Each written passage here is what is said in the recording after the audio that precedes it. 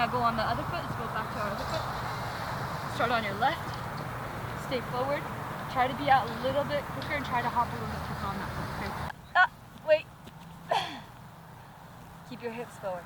You're turning your hips that way. Keep your hips this way. Face the trees. Yep, 1, 2, 3, and stay forward, explode. Good effort. Try to use your right foot as you go to drive. Try to get your left knee up to your chest, right, and out as you push off that right foot. All right, on that flat-footed a little bit, and so that's what causes the stomping.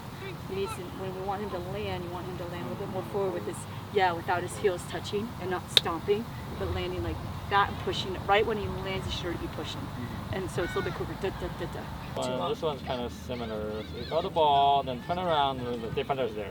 Yes, they should have turned to the right outside. Yeah, outside, right. Instead of trying to come back in. Through the turn on the outside. Yeah, a lot of it is just understanding, like, always remember, like we always tell players, is you want to turn away from the defender. Try not to turn into the defender. Because when you're that tight, most of the time you're going to go into that tackle. Yeah. I like to just keep the parents in the loop in terms of their child's development and what their kids need to work on, so that they can also monitor the little things that their kids are doing to help them to make sure that they're working on those things at home and not falling into those old habits, but trying to do it correctly. So, which is why I like to provide that feedback, so that when they watch their kids practice, they can correct their kids to help them as well. So when you receive, inside to outside, okay? When you receive inside to outside, here, have your body forward, okay? Right. You're receiving it, but your body's upright. And then when I say go, then you're like coming down. You've already got to be here and just going, okay? Ready? Go. Inside, outside, let's go. Yep. Do you move? Start your move. Get up, yep. Stay forward. All right. There you go. Push off stronger so it releases off his foot or slides off his foot a little bit farther, so that he has that space. I know grass is always a little bit harder when you're switching because it's slower, so it slows down the ball. So yeah, but I mean, he just but when he does all the other stuff, I would like to see him just a little more aggressive in terms of just doing the move and the movement and the explosion and being quick. Yeah. You remember, you got to react a little bit quicker to the defender, right? 9-6. Step in. There you go. 10-6. Well done. Sometimes it's almost like you're waiting for it to happen before you go. You need to try to go just before or right when it's happening. You should already be going, instead of waiting until it's already happened and then trying to. Right. Yeah. Does that make sense? Yeah. Okay. So let's just focus on that first. But I would say homework. Your homework is going to be turns, and you can even do that, with your dad and your sister. Okay, right? Work on that, where your dad could pass you the ball and Michelle can be your defender, and you got to turn on her and work on churning, right? Does that make sense?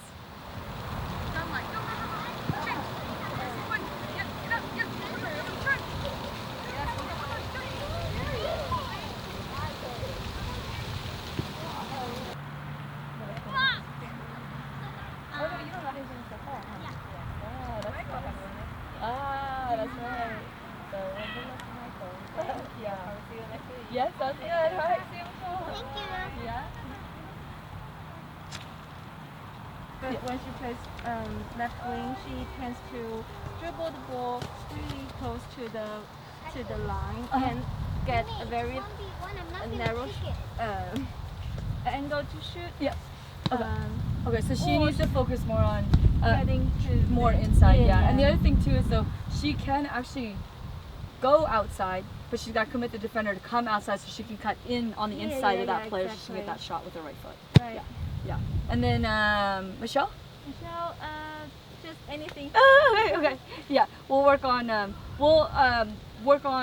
doing those movements coming down the line, and then trying to cut back in and then strike.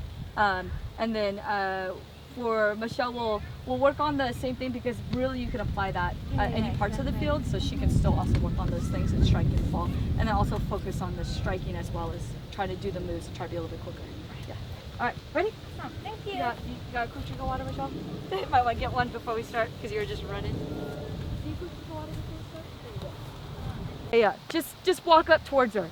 That means she has to do the move a little bit earlier, okay? So after she beats the first defender, you can start walking up to her and she'll just try to beat you. So that her timing of the move has to be better now, okay? Ready?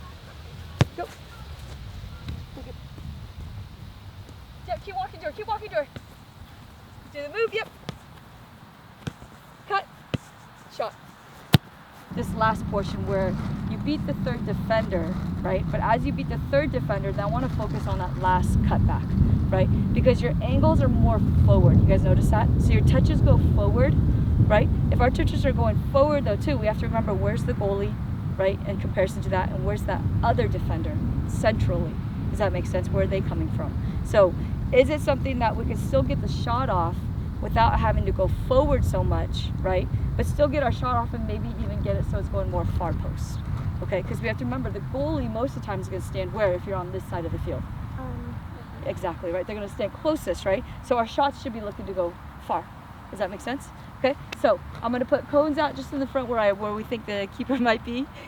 Does that make sense? And then we'll focus on that last bit. Just try to, I know, grass is always a little bit harder because it's a little bit slower, right? Okay, here you go.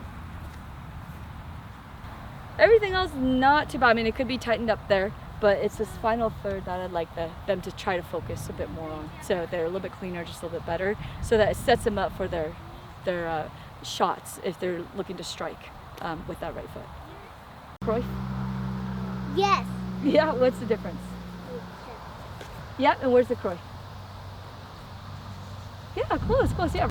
Yeah, so my girls actually tried out the first touch program earlier, maybe 2 years ago, and really enjoyed that program.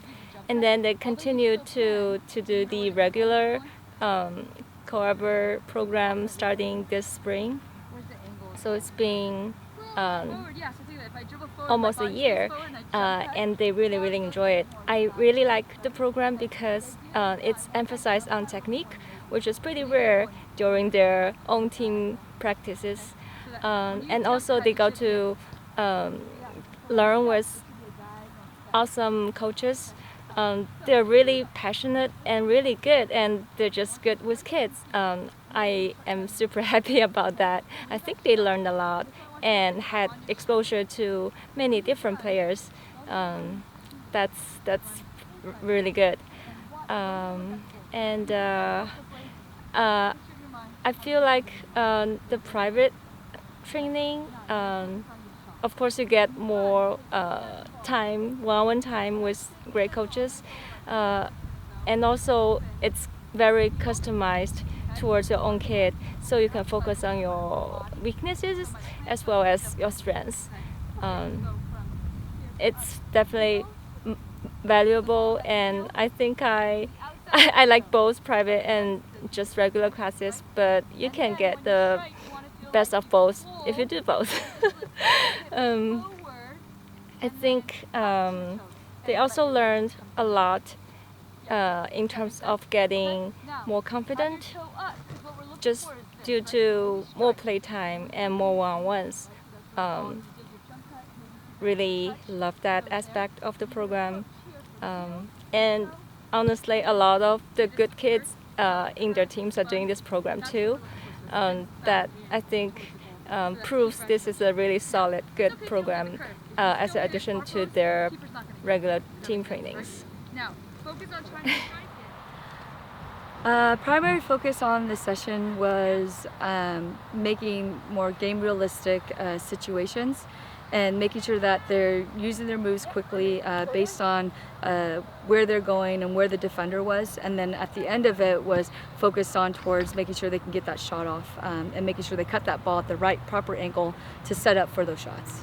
So I like to do the videos just so that I can show them what their natural tendencies are or habits are, and then I like to show them specifically, right, what they're doing so that I can explain to them this is to correct them in terms of making sure that they're doing it properly, and showing the video of what their tendencies are, then they understand what they're doing, and then when I'm trying to explain to them what they're doing and how to correct it, then they're also visually seeing those little habits or tendencies